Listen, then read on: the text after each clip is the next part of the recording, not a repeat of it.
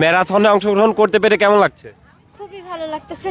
না না না, এর আগেও করা হয়েছে। খুবই ভালো অনুভূতি, অনেক কিছু অনেক শিক্ষা অর্জন করতে পারলাম।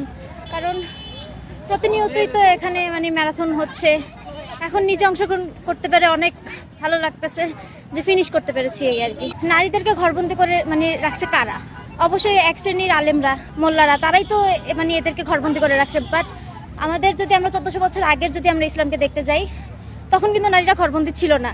আল্লাহ রাসূল কিন্তু নারীদেরকে যুদ্ধে পর্যন্ত অংশগ্রহণ করেছে। তাহলে আমরা কেন ঘরবন্দি থাকবো? 5 কিলোমিটার ম্যারাথন শেষ করে কেমন লাগছে? ইনশাআল্লাহ অনেক আনন্দ লাগতেছে। এর আগেও কি ম্যারাথনে অংশগ্রহণ করা হয়েছিল নাকি এবার প্রথম? না, এবার দ্বিতীয়। আসলে ম্যারাথনটা হচ্ছে আমাদের শরীরে একটা ফিটনেস, যেটা সে নারী হোক পুরুষ হোক দুজনই করতে পারে।